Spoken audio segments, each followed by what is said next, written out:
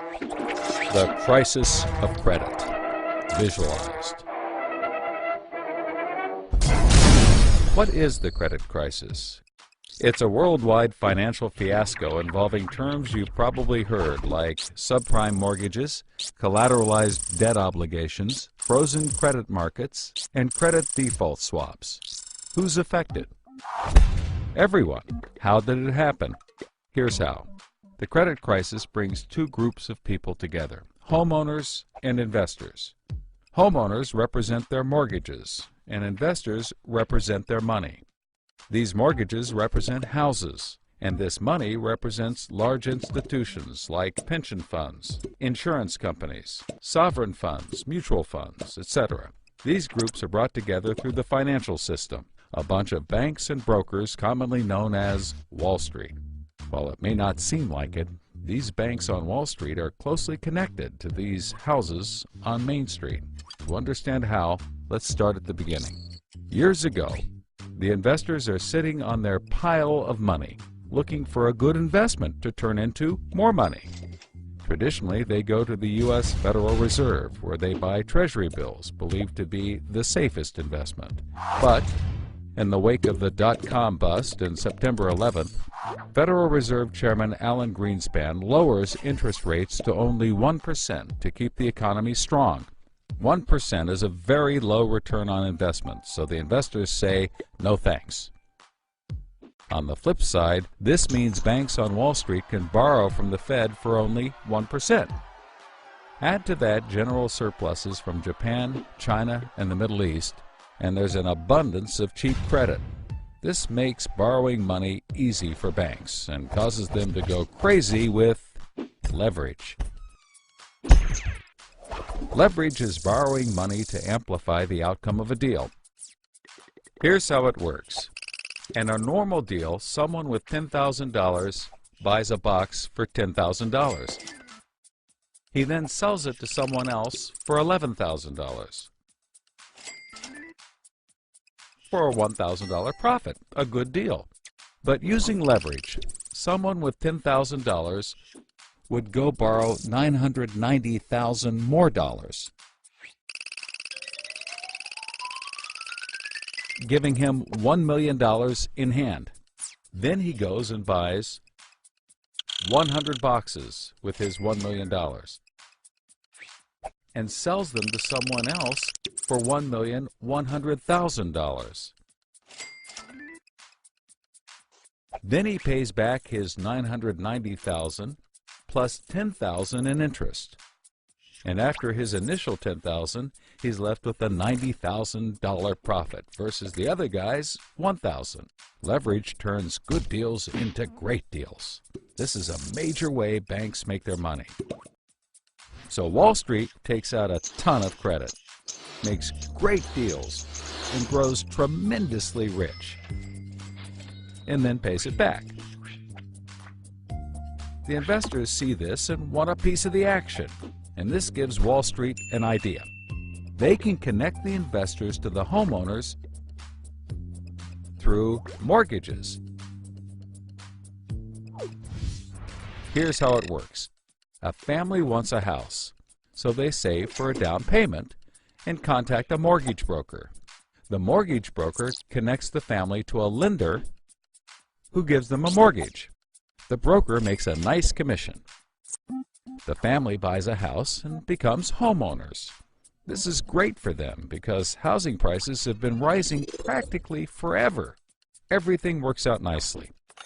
One day, the lender gets a call from an investment banker who wants to buy the mortgage. The lender sells it to him for a very nice fee. The investment banker then borrows millions of dollars and buys thousands more mortgages and puts them into a nice little box. This means that every month he gets the payments from the homeowners of all the mortgages in the box.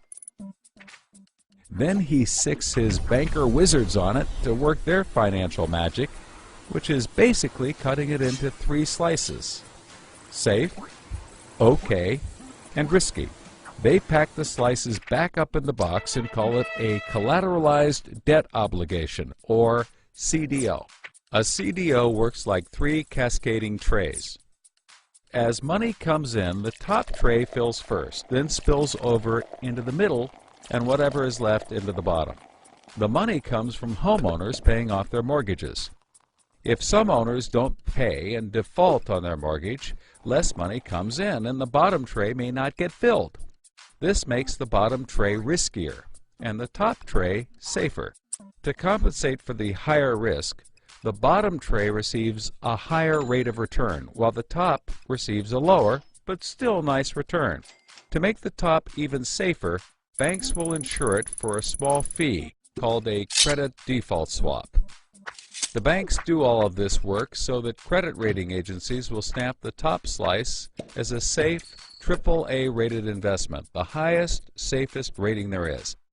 The OK slice is BBB, still pretty good, and they don't bother to rate the risky slice. Because of the AAA rating, the investment banker can sell the safe slice to the investors who only want safe investments. He sells the OK slice to other bankers, and the risky slices to hedge funds and other risk takers. The investment banker makes millions. He then repays his loans. Finally, the investors have found a good investment for their money, much better than the 1% Treasury bills. They're so pleased they want more CDO slices. So the investment banker calls up the lender, wanting more mortgages. The lender calls up the broker for more homeowners, but the broker can't find anyone. Everyone that qualifies for a mortgage already has one, but they have an idea.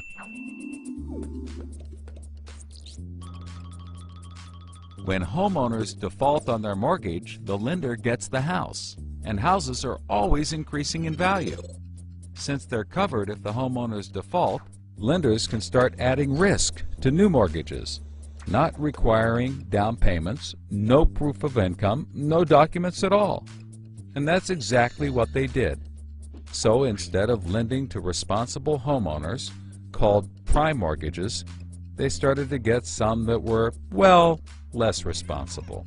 These are subprime mortgages. This is the turning point.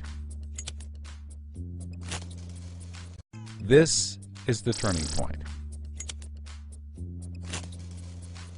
So, just like always, the mortgage broker connects the family with a lender and a mortgage, making his commission.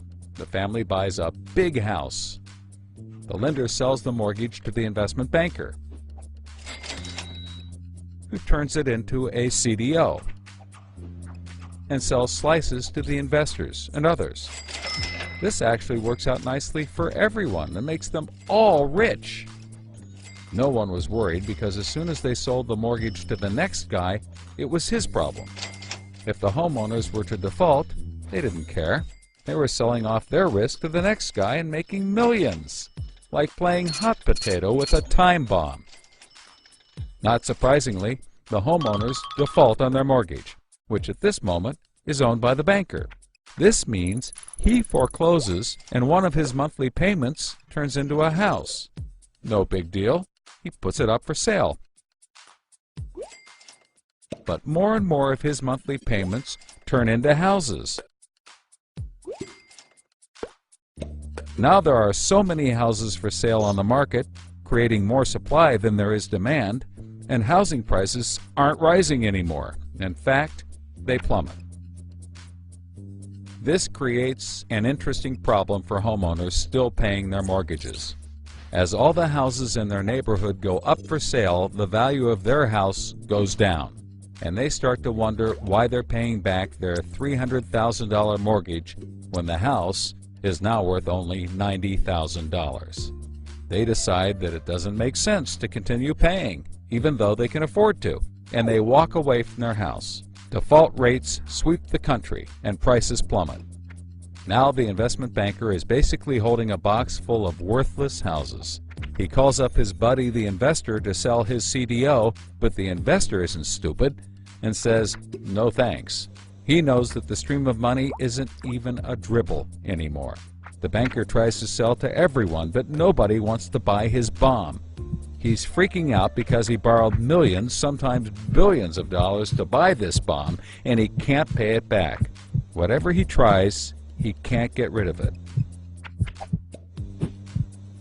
But he's not the only one.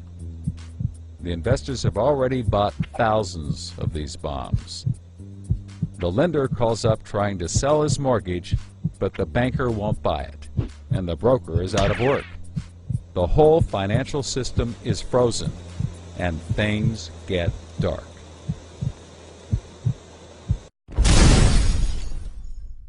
Everybody starts going bankrupt. But that's not all. The investor calls up the homeowner and tells him that his investments are worthless. And you can begin to see how the crisis flows in a cycle. Welcome to the crisis of credit.